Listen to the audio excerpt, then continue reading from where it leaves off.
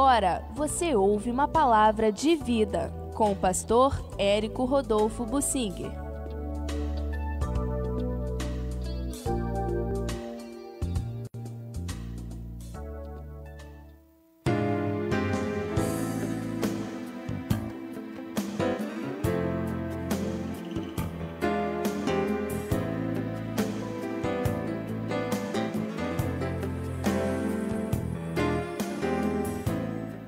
Davi, que é uma espécie de modelo na Bíblia para nós, aprendeu a lidar com as pessoas sofrendo bastante. Deus quer que nós também aprendamos a lidar com as pessoas. A Bíblia diz que Jesus conhecia a natureza humana e nós precisamos conhecer também. A essência do Evangelho é amar as pessoas e levar a mensagem de salvação para elas. Você não vai conseguir levar a mensagem de salvação para ninguém se você não entrar no coração dessa pessoa. Se você não falar ao coração dela, nós temos que conhecer as pessoas, aprendemos a lidar com as pessoas, olhar nos olhos das pessoas e podermos vislumbrar o que há lá dentro de cada pessoa. Temos que aprender nos especializando em conhecer o que é a natureza humana. A política ensina muitas lições sobre a falsidade das pessoas, o interesse das pessoas, a sede pelo poder, pessoas que mudam seus pensamentos de acordo com interesses. Em todas as áreas da vida isto existe. Parentes que são aparentemente amigos até que alguma disputa, por exemplo, por inventário apareça. A gente vai conhecer o verdadeiro coração daquele parente. Há parentes que querem ocupar o seu tempo, alugam você. E é terrível, simplesmente terrível, quando um parente aluga você e ele agarra em você igual o carrapato. Mas é falso, aquela pessoa é falsa. Ele não quer nada de você, quer ocupar você e como anular a sua busca de Deus, o seu testemunho, a sua atividade cristã. É um parente que fica envolvendo você, amarrando você, tomando seu tempo, mas é uma pessoa falsa que não quer mudar de vida, não abre o coração, não é sincera e pode ter certeza, quando houver uma oportunidade, essa pessoa vai se voltar contra você. Falsidade, mas irmãos na fé também são assim, eles têm interesse em você porque está ali junto na panelinha deles na igreja. Quando você não fizer a vontade de um deles, ele se volta contra você e se torna seu inimigo e fala suas confidências de público, expõe você. É terrível. Existem irmãos assim que não levam o evangelho, não trabalham e querem atrapalhar os que trabalham. Eles querem alugar o tempo, amarrar aqueles crentes que querem servir ao Senhor. Fuja de gente desse tipo, falsa. Gente que não dá fruto, desconfie. Pessoas que não trabalham para Deus, não dão fruto, são crentes acomodados, desconfie dessa gente. Jesus foi muito claro, quem comigo não ajunta, espalha. O crente que comigo não soma na obra de Deus, ele vai ser meu inimigo e vai ser um Judas em algum momento me traindo e se levantando contra mim. Aprenda a conhecer as pessoas para fugir de certas pessoas que vão ser um transtorno para você se continuar mantendo contato e amizade com elas. Se aparte.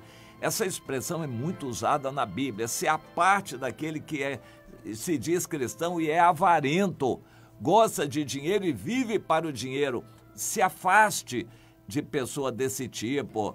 Aqueles que dizem servir ao Senhor e praticam idolatria e andam no pecado, Você tem obrigação diante de Deus de exortar 1, 2, 3 vezes, mas em algum momento haja.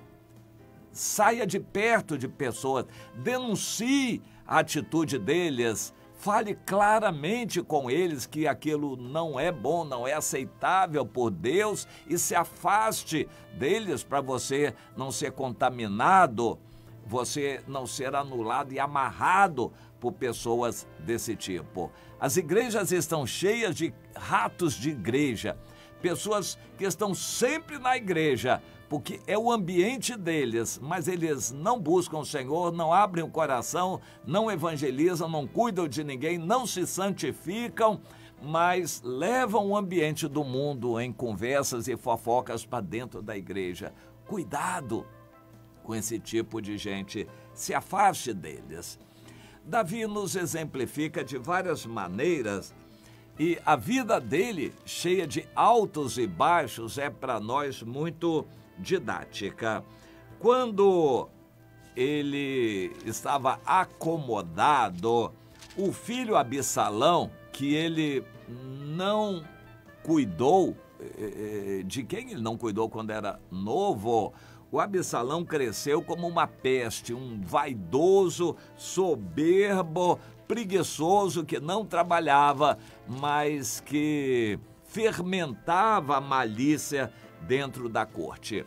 Em algum momento, Davi estava tão acomodado que pecou, e como consequência do pecado dele, aquele pecado grave, ele se enrolou, se complicou, e não teve bons conselheiros, a situação ficou muito ruim, ele criou um ambiente muito fermentado no país e na corte. Havia muita insatisfação contra ele e se sabia que estava havendo um complô, uma união de pessoas contra Davi. O Absalão aproveitou aquela situação e se uniu aos revoltosos para se levantar contra Davi. Em algum momento parecia que o país inteiro estava contra ele e Davi resolveu fugir. E ao fugir, ele não teve a direção de Deus, foi uma atitude dele, prudente humanamente, mas que não era necessariamente a atitude correta de Deus. Ele não pediu direção a Deus para fugir, foi o raciocínio dele. Já que o país inteiro está contra mim, não me quer como rei, eu vou fugir, Deus cuide de mim e eu vou entregar o país para quem eles quiserem. No caso, o filho Absalão, que estava liderando a revolta. Mas este não era plano de Deus e a guerra que Davi quis evitar não conseguiu. Ele fugiu de fazer guerra ao seu filho. A guerra veio até ele, porque ficou muito claro, quando Davi fugiu, algumas pessoas fugiram com ele, digamos 3 mil, 5 mil quando muito, pessoas foram com ele. Os adversários entenderam que era um perigo continuar com o país deixando Davi no meio. Eles teriam que matar a Davi. E Davi, que fugiu para não causar uma guerra, a guerra foi até ele para matá-lo. O Absalão atendeu a um conselho e foi em pessoa perseguir Davi. O exército dele foi derrotado pelos valentes de Davi, que eram poucos, mas eram valentes, e o próprio Absalão acabou sendo morto pelo seu primo Joabe. Bem, depois de tudo aquilo, Davi ainda teve dificuldades para voltar para o palácio e continuar a reinar. Naquela volta, mais pessoas falsas aparecem no caminho dele. O Ziba, que era servo da casa de Saul e que já tinha tomado posse pela esperteza dele de muita coisa, recebeu uma ordem de Davi: ô Ziba, você vai fazer tudo isto para o Mefibosete, que é filho do Jonatas, meu amigo. Você vai trabalhar para ele. O Ziba abaixou a cabeça e obedeceu, sim senhor. mas não mudou o coração. Ziba continuou malicioso, esperto e aguardou uma oportunidade. Quando Davi estava enfraquecido, ele foi lá e deu comida e levou coisas para o Davi e fez fofoca do Mefibosete. Olha, seu Davi, o Mefibosete ficou lá porque ele ficou com os maus pensamentos, achando que agora ele vai voltar a ser rei, isso e aquilo. E Davi, em parte pelo menos, acreditou. Quando o Mefibosete conseguiu chegar, porque era aleijado, quando o Mefibosete conseguiu chegar a Davi, Davi deu uma bronca nele. Ô Mefibosete, por que você não foi comigo? Ô rei, eu sou aleijado e o meu servo me enganou, o Ziba. Davi ficou, faz o seguinte, ô Mefibosete, divide a herança com o Ziba. Mefibosete, ô rei, eu não estou com o senhor por causa de herança. O Ziba pode ficar com tudo.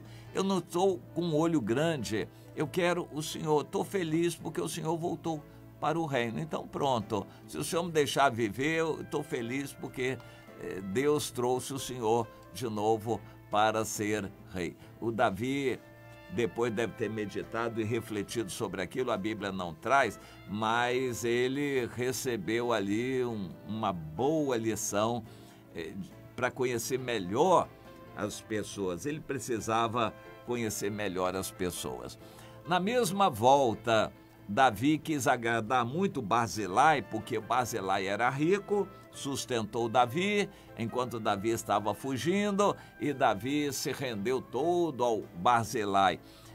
Não tinha muito que agradecer ao Barzilai, porque, na verdade, foi Deus que moveu o coração do Barzilai. E o Barzilai era velho, não quis vir com Davi, mandou o filho dele, o Quimã, e nunca mais se ouviu falar do Quimã.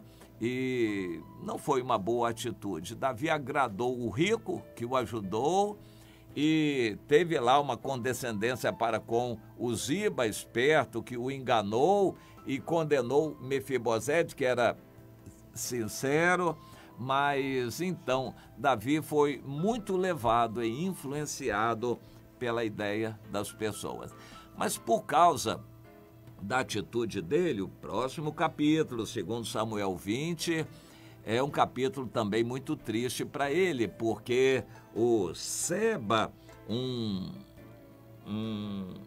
homem de Benjamim, resolveu aproveitar a situação de fraqueza do povo e disse: vamos promover uma revolta contra Davi. Ele conseguiu pegar a insatisfação dos israelitas, que foram preteridos pelos judeus. Os de Judá se levantaram contra os israelitas e não queriam deixá-los chegar perto de Davi. Os israelitas queriam chegar perto de Davi, os judeus não deixaram. E houve nova sedição, e o Seba, filho do Bicri, quase que consegue reunir o povo de Israel todo de volta contra Davi. Bem, a vida de Davi foi uma série de altos e baixos. Ele trazia perto dele pessoas que eram falsas e às vezes se deixava influenciar por pessoas falsas.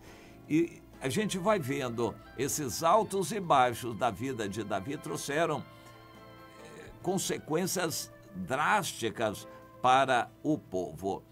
Nós devemos orar pelos nossos governantes e não esperar nenhum governante perfeito, mas devemos orar por eles. A política é um ninho de falsidade e interesses, esperteza e malícia. Mas, infelizmente, a política entra dentro das igrejas também. E ao nosso redor, infelizmente, nós vamos ter que lidar com pessoas falsas, que não são sinceras. Nós precisamos ter a atitude correta. Primeiro, a gente abrir os olhos, vigiar para conhecer a realidade. Não confiarmos nas pessoas, nós temos que confiar em Deus e depender dele. Não tomarmos decisões baseados nas pessoas apenas, nós temos que conferir as decisões a tomar com Deus, orar a Deus, pedir convicção de Deus para as decisões que temos que tomar. As pessoas que nós achamos que são falsas, nós devemos fazer alguma coisa, dizer alguma verdade para elas e tomarmos cuidado e não ficarmos muito próximos delas. Então, perdoar as pessoas, os irmãos, nós temos, porque é obrigação. Amar, nós temos, mas andar juntos nem sempre. Nós não somos obrigados a andar juntos com pessoas que nós não podemos exaltar, não podemos elogiar, em quem não podemos confiar. Nós não devemos andar juntos, mas não devemos pecar, nem pensar em vingança por nossas próprias mãos. Isso não é de Deus e não é para nós, porque nós também somos falhos. Não devemos querer fazer justiça por nossas próprias mãos. Não irmos à justiça contra irmãos. Isso não é de Deus. Marido e mulher estão bravos, eles devem procurar se entender, de preferência junto à igreja, aos líderes da igreja. Se não conseguem conviver mais, se vão se separar, que faça tudo isso ali da melhor maneira junto aos líderes da igreja e não de uma maneira belicosa ou perante a justiça humana, de quem não se pode esperar direção de Deus. A justiça vai fazer o que tiver que fazer por lá. Mas quando nós somos do Senhor, nós não devemos querer o mal para as pessoas. Em último caso, quando um casal se separa, cada um deles, se é do Senhor, tem obrigação de amar o outro e querer o bem do outro. É difícil isso acontecer, mas senão nenhum dos dois vai entrar no céu. Não haverá salvação para pessoas que se separam e ficam com raiva uma da outra. Não vão ter salvação diante de Deus, não. Então, a gente precisa tomar muito cuidado com as pessoas. Quando uma pessoa, aos nossos olhos, não é boa, é falsa, é má, a gente exorta, procure amar essas pessoas. Se não pode andar junto, a gente não anda junto com essa pessoa, mas não vamos nos enganar. Cuidado com o fingimento das pessoas. Não se deixe enganar. Maldito o homem que confia no homem. Jeremias 23, 9, você conhece. Maldito o homem que confia no homem. Não confie na carne, no homem, no ser humano. Aprenda a conhecer as pessoas, não para querer o mal, mas para você não se contaminar com as pessoas. Aprenda com Davi, que errou muito, e o erro dele ficou registrado na Bíblia para que a gente aprenda. Vamos aprender com Jesus a conhecer a natureza humana.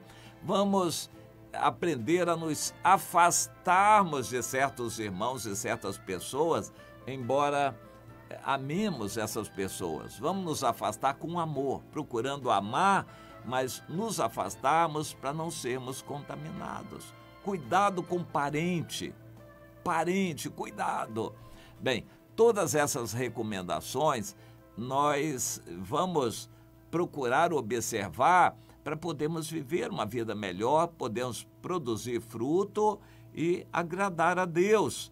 Cuidado com o coração humano que é volúvel, é falso. Cuidado, não dependa do coração e aprenda a conhecer as pessoas e a ouvir a voz de Deus.